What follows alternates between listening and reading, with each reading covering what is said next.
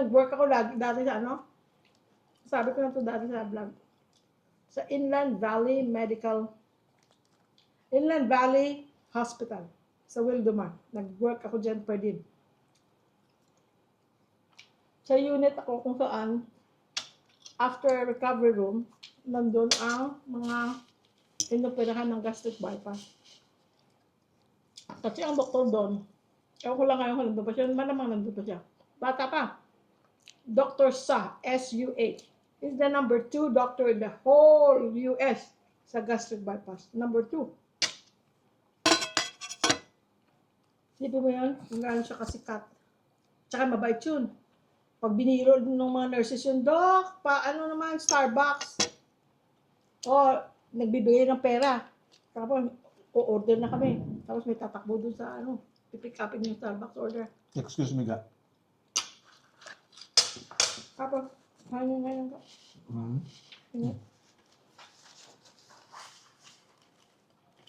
So, yung mga ganyan, gastric bypass, maganda yan kung ma-maintain mo.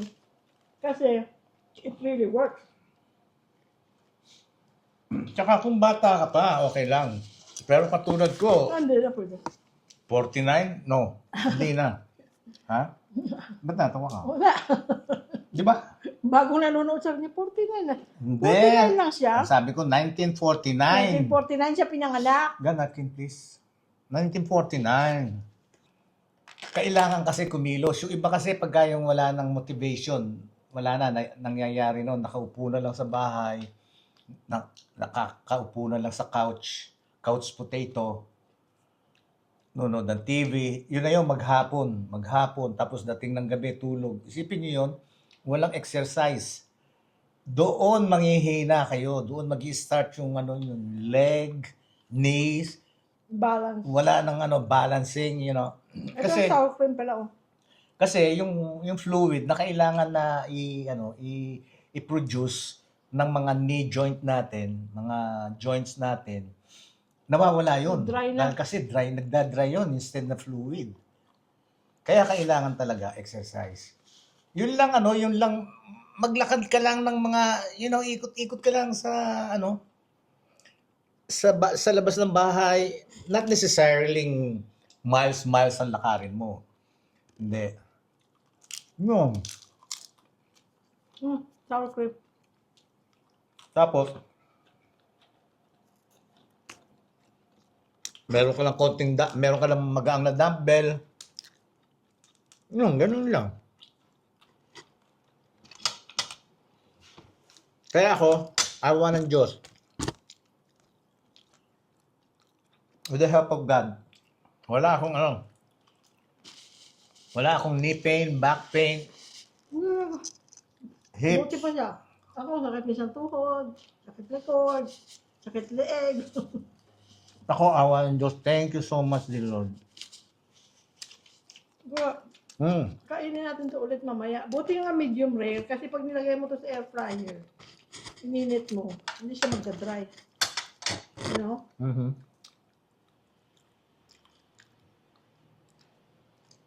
Sabi ko kay ate, isa lang yan. Ako, ninalawa pa. Sabi ko, hati lang kami.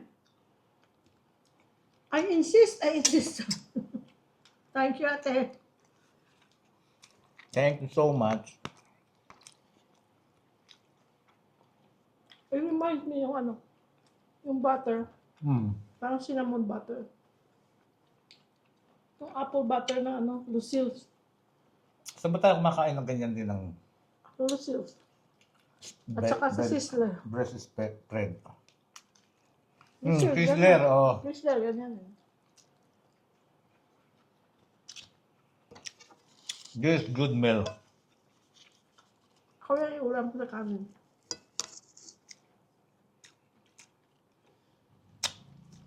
Tayo habang nagkakaintuhan, malamang maubos ko.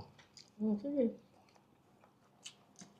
Kapag Araw naman hindi na okay lang. Matutunawan ka pa. Kanya pag ngumunguya ako, nakita mo, ikaw na lang magdaldal. Pag nakita naman kitang ngumunguya ka, ako naman magdadaldal. Pag nakita mo akong ngunguya, nagdadaldal pa rin ako. Bagay. Pero ano, that's, yun yung sabi ni JR na, ano tawag niya? Ano sabi niya? We are blessed na. Alam mo, sinabi niya na rin yan noon. Si Angel din nasabi niya rin yan noon. Nakaka-touch. Teka, hindi ko pala to phone. Sa'yo pala to. Mali ang ano ko.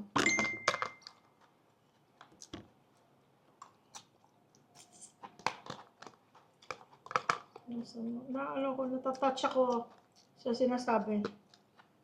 We are blessed to live the life we're living as a family. Na? Sino naman hindi matatouch nun? Na yung anak mo, Sasabihin niya na, magme-message. Ganyan ang message. Ganyan ang sasabihin sa'yo. Tatawag to let us know na he cares for us. They care for us. They love us. You know? But hindi ka naman, sino naman magulang hindi magiging happy nun? Nahanap ko yung sinabi ni Angel. Kaya kahit na anong oras, basta you feel like calling us, go ahead. Give us a call. Angel. Basahin mo nga Angel, guys. Okay. Angel.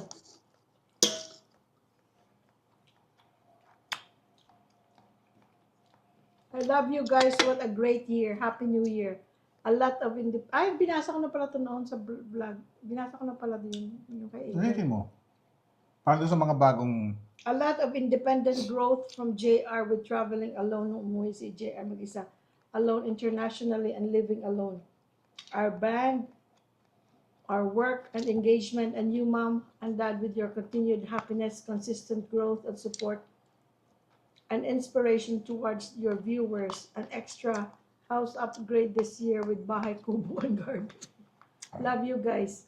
Best family ever. Always thankful for you guys and so happy we get to spend so much time together this year. Thank you, Lord. Di ba? Paano ka hindi magiging happy nung ganyang may message sa'yo mga anak mo? Yeah. Tapos ganyan ang marireceive mong message. Nakaapat na akong tinapay. Pati tinapay ko, kinain mo na ata. Ano na, dalawang box? Pati yung tinapay, dinobli ate. Thank you, te.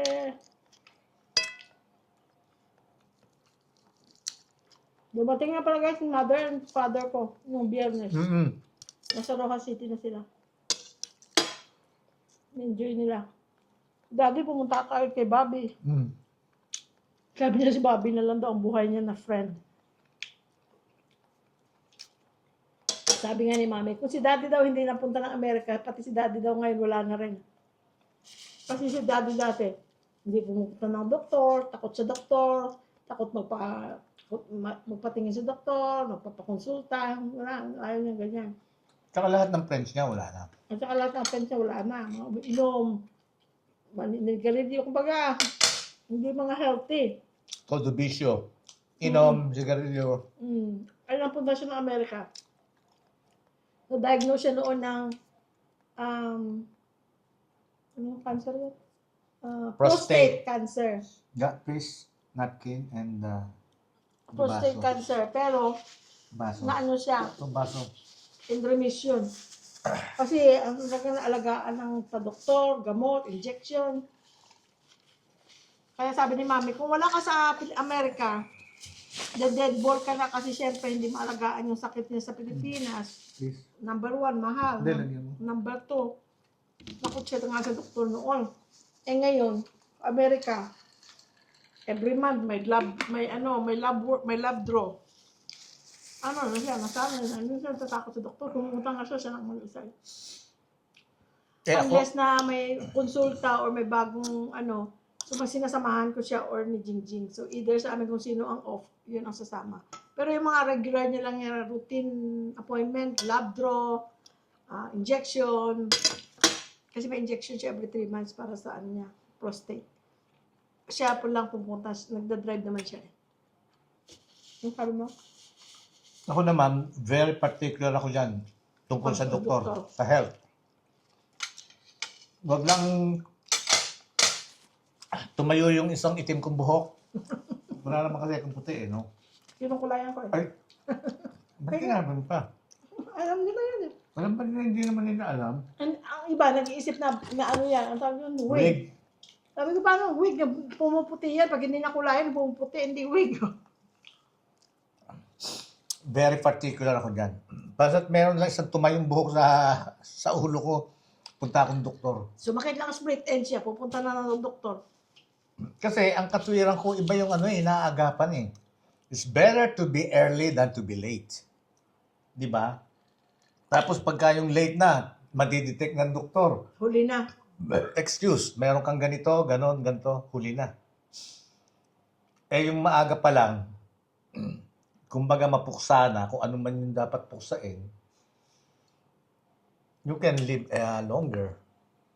Yun ang akin yun hindi ko ina-apply in general Kasi meron talagang takot na pumunta sa doktor. Dati, ganyan dati. Kaya pumunta ng doktor. Tapos, ngayon, doktor niya, tawag yung nurse ng doktor niya sa Kaiser. You need to be seen either by video or in person. Kaya ginawa ko siya ng appointment video next Friday. Actually, when is that? The 24th? Di ba meron akong video appointment? Basta Friday. Yun. 24th. Mm. 24th. Mm. Meron akong video appointment sa doktor ko. Mm. Anong oras ang schedule? Alas 3:20 doon ng hapon, dito 7:20 ng the next day. Sabado pala dito, doon Biyernes ng hapon. Kaya Sabado tayo dito. Kamali pa nga ako eh. Akala ko nung Sabado. Sabi ko, lagi yan. Kasi si Dr. Cristianto, for example, ang appointment mo alas 3. Ay ako, alas 2 pa lang yan. I'm just calling if you are available sa mga video or minsan kung in person dati, tatawag pa yan. Ang nurse niya sa umaga, do you wanna come early? Kasi lagi yun nagpapa-available sa doktor. So, sabi ko ba, mamaya naman, busog na ako, thank you. Sabi ko ba, hindi pa na tumatawag si doktor kasi sabi ko mag-ready ka na kasi doktor lagi ang maaga. Ba, sabi ko hindi tumawag ng maaga. Tapos dumating na yung oras, wala tumatawag. Tumawag ako sa Kaiser. Sabi ng Kaiser, the appointment is not today, ma'am. It's gonna be in a week. Mali pala. 1 week early pala. Ang alam ko lang kasi, iniisip ko lang, Biyernes doon, Sabado dito. Hindi ko iniisip na sa sunod pala na Biyernes. Ay. Kaya ayun, next week. Sabi niya, why is there an emergency? Sabi ko, no. Hindi naman emergency. Nagkamali lang ako, sabi ko. As usual, gusto ko lang pa-check. Tapos sa gamot naman ang problema, dadating si Portia. Ay, darating nga pala yung pamangkin ko, yung kapatid ni Percy sa Next week na. 23rd. So, dala na naman yung gamot. Sabi ko nga, wag na muna after that, hindi muna tayo mag-order kasi masisira lang. Napakarami niyang gamot sa awa ng Diyos. Sobra-sobra yung gamot niya kasi di ba ahead nga kami ng 1 taon. Tapos nagkataon pa. Isa niya pamangkin, 2 ang uwi. Nagpadala kami both times. Umuwi ang mga bata, yung pangatlong uwi ni JR, hindi na kami nagpadala noon. 2 uwi ng mga bata, doon nagdala sila. Tapos ito na naman, si Portia na naman. Ay, umuwi pa pala si Jingjing, yung kapatid ko. Nagpadala na naman. Kaya sobra-sobra yung gamot siya guys. Tapos, sa Diyos. Tapos sa July, uuwi ulit sila Jingjing. Sa July, uwi na naman sila. Kasi may medical mission sila. Kanya nagkakapatong-patong. Overlap. Kasi nga mayroon tayong ahead na 1 year. Sarap na? Kaya lang sobra talaga laki. Mamaya yan. Lagay ko yan sa air fryer or iprito ko ng sandali. Or sa air fryer na lang para hindi matalsik. Okay lang, hindi naman tayo ng kanin eh. Ano? Kaya lang pinakakanin natin yun. Yun na ang ating carbohydrates. Pero before this, for 2 days, ulam namin guys, guess what? Okra. Ang sarap ng okra. Pangalawa kong punta dun sa... bumili akong okra itong huli. May mag-asawa. pili ako ng pili ng okra. Sila naman dito, nagpipili naman sila ng long beans, ng string beans, Sitaw. sitaw. Di, sa isip ko, damihan ko ng okra kasi sarap. Sabi ko pa, 2 araw natin kainin. Napansin ko, hindi na sila nag-move. Yung pala, nag-aantay sila pala na matapos ako sa okra. Dahil bibili rin sila. Oo, sabi ko, ay. So, gumanon ako para sila naman. Namili sila ng okra. Hindi na kasi ako nakasama ron. Si Macho ang dala namin nun tricycle. Walang parking kasi dun sa harap ng talipapa. Kaya doon na lang siya naiwan siya para makamove siya kung kailangan. To give way to others. Buti lang hindi ako sinabihan ng mag-asawa na, ano ba yan?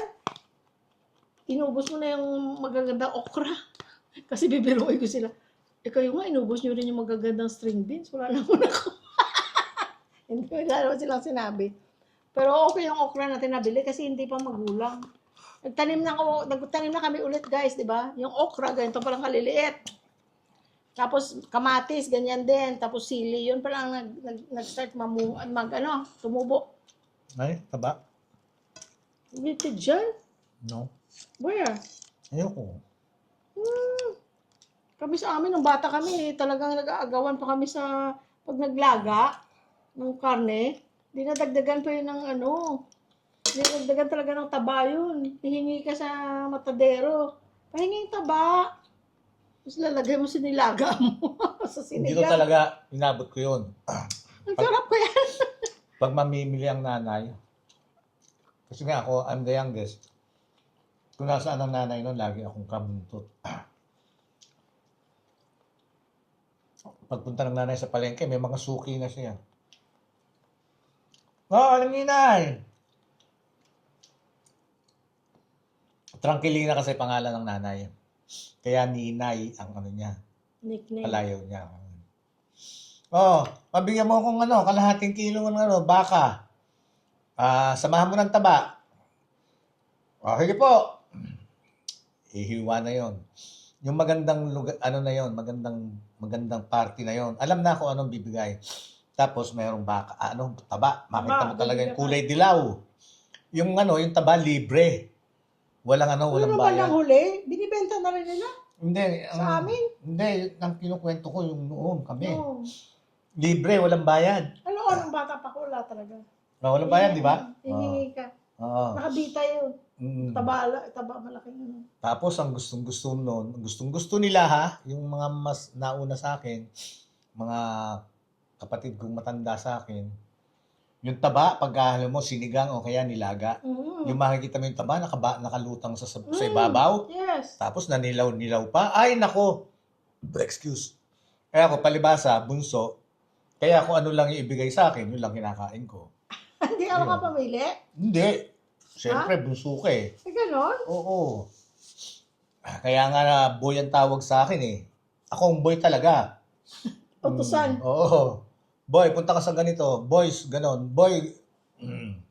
Kaya ang nickname ko talaga na lumaki ko, boy. Kaya sa Amerika, doon lang ako naging Louie. Dahil nga hindi ma-pronounce yung pangalan kong mabaho. Ay, hindi naman mabaho. Yung Luisito, hindi nila ma-pronounce. Hey, I'm Louie. I'm Mike. Sabi sa akin, unang-unang nakapartner ko rin puti.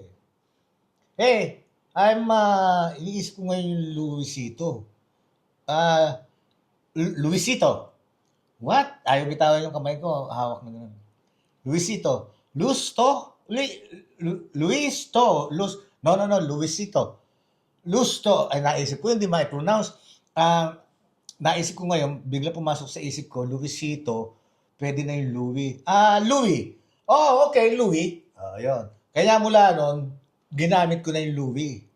Pero sa legal papers, Amerika, talagang Louie na. Talagang ginamit ko na Kasi yun. nung nag-citizen ka na, you can change your name, di ba? You can change it, permanently change it, legally change it. Yeah, legal. They give you a chance Yeah. to change your name. So siya, talaga, US passport, lahat ng legal papers sa Amerika, driver's license, Louie talaga siya. Nung nakilala ko siya, Louie. Doon ako naging Louie. Dahil nga doon sa hindi ma-pronounce ng mga puti yung pangalan ko. Kaya lang pag pag Dual. citizen ka, they don't want you to use kung ano man yung, kailangan ko yung birth name mo, yung pinanganak ka sa Pilipinas, kung Luisito ka talaga. So, ang Philippine passport niya is Luisito. Kaya nung binili namin tong lupa, yung una, tapos nagpagawa ng bahay, siyempre yung mga papeles namin, na kinuha ng builder and ng broker, are all US papers, US passport, Louis. Kaya dito, Louis pa itong bahay natin. Pero yung lupa yung pangatlong lupa, yung garden, Luisito na yon. Kasi ginamit naman doon yung Philippine name na namin. Pero yung ang driver's license mo, nagpabago siya.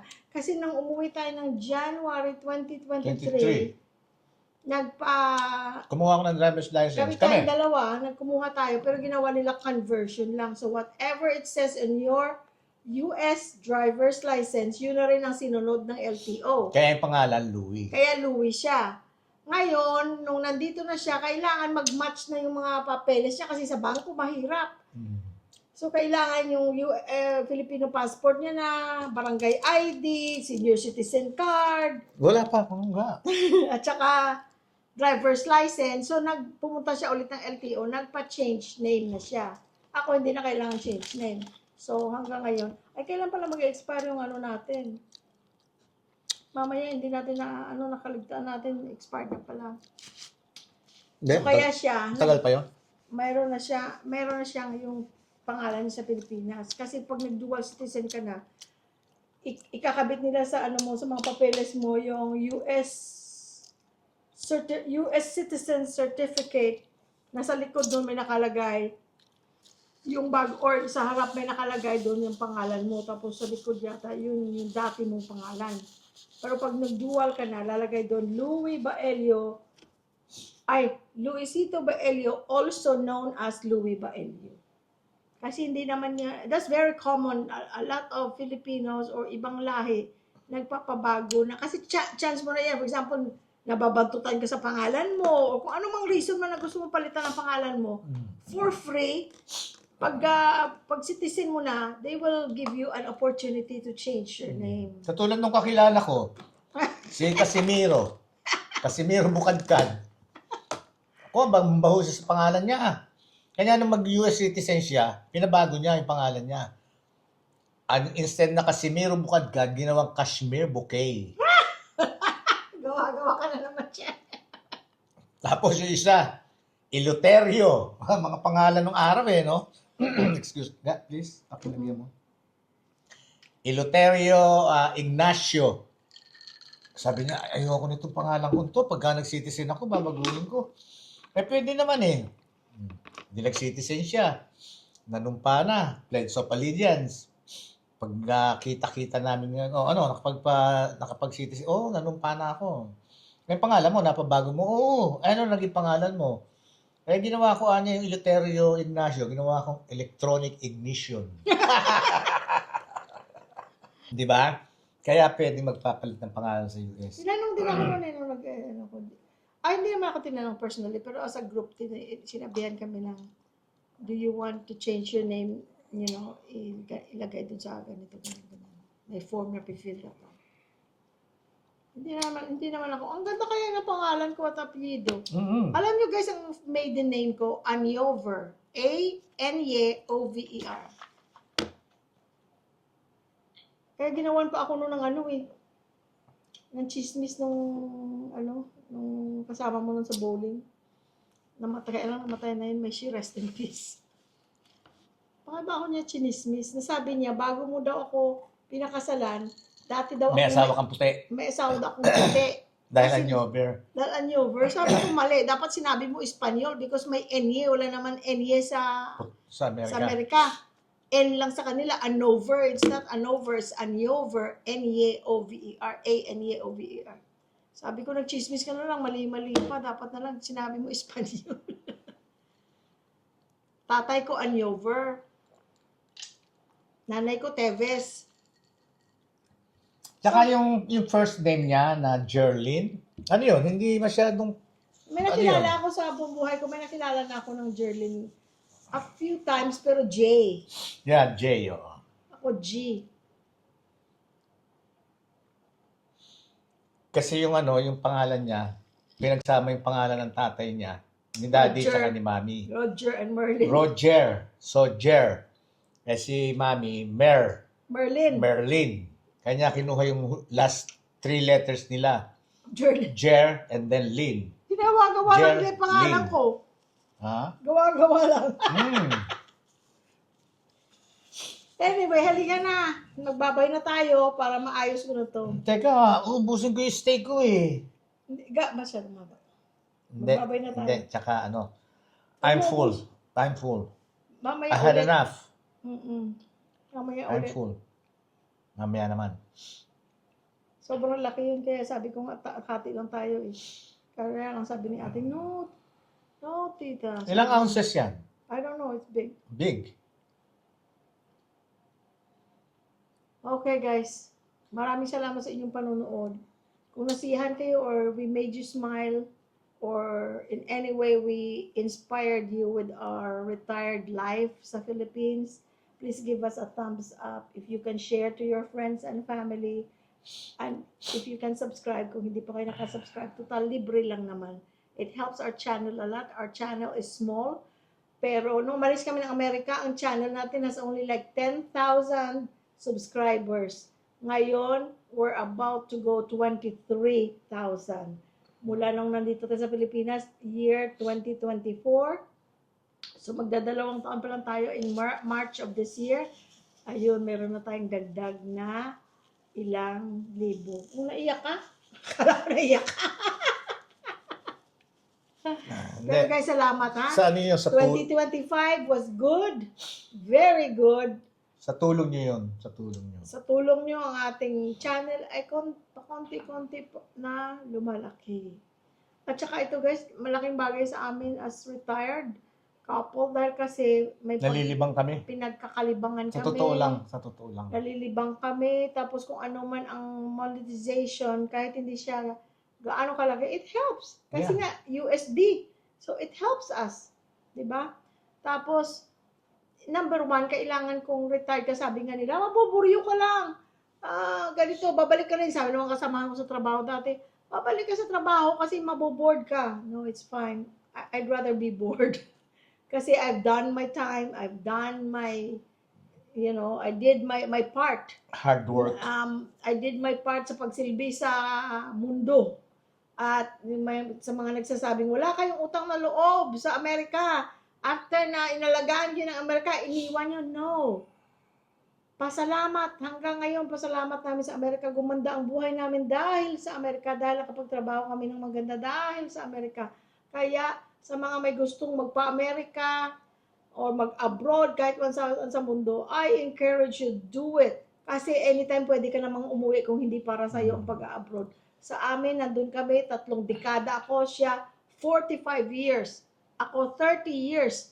Sipin mo yan, 4 na dekada, 45 at kalahati. 45 years. 45 years. Ako 30 years. So, minahal namin ang Amerika. Subalit Pagkat datapwat. Subalit, sapagkat ako ay ipinanganak ng Pilipino, ako ay Pilipino sa puso, sa isip, at sa gawa, at sa diwa. Kaya andito kami. You know? Salamat sa Mahal opportunity, ko ang Lord. Pilipinas, ang aking lupang sinilangan. Ako'y kanyang kinukupkop at tinutulungan upang maging malakas at kapaki-pakinabang. Hindi ko memorize na.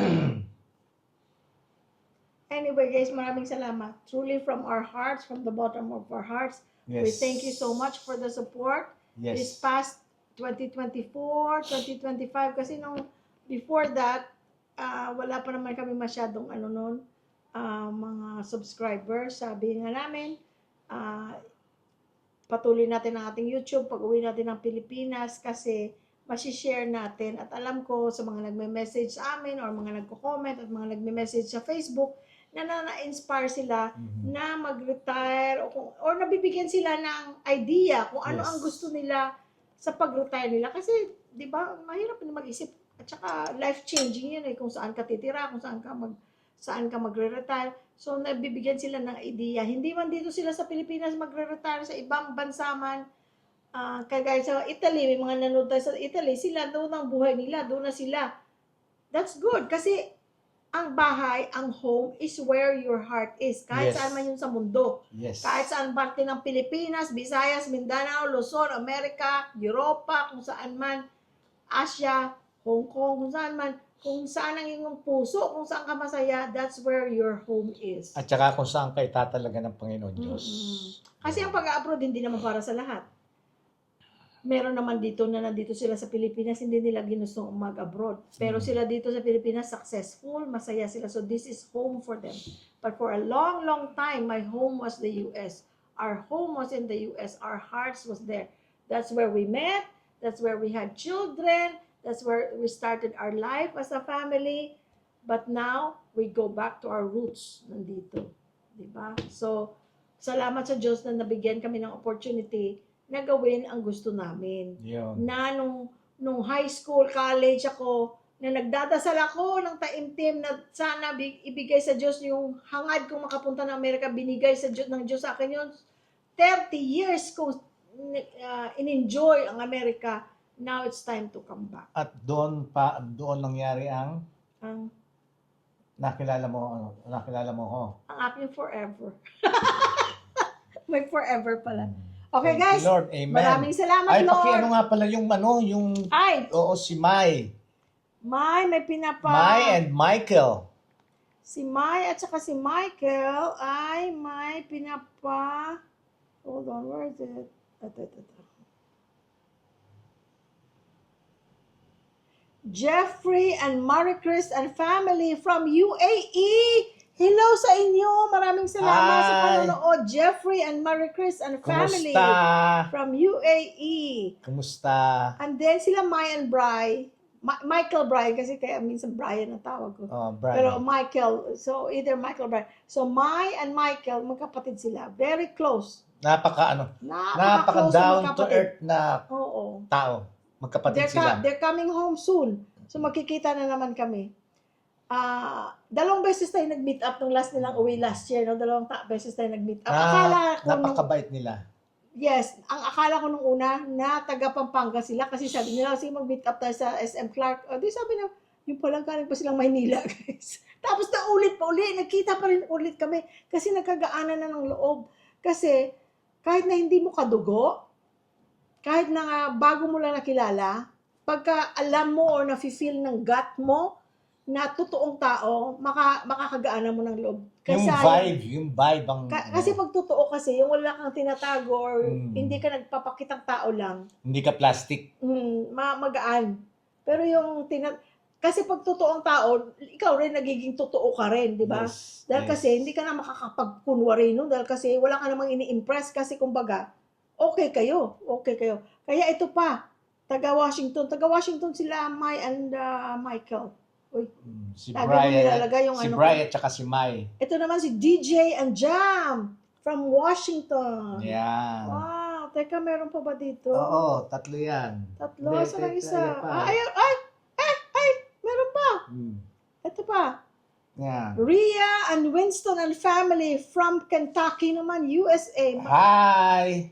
Ito pa, si Julius and Judith from Montreal, Canada. Hello! Hello sa inyo. Thank you maraming salamat sa inyo sa suporta nyo sa amin Dahil kasi nung ang istorya niya, yung sister-in-law ni... I'm sorry, mali yata ang sabi ko, Rhea and Winston. Rhea and Winston and family. Rebecca and Giuliano from San Diego, California. Ba't ibang lugar to?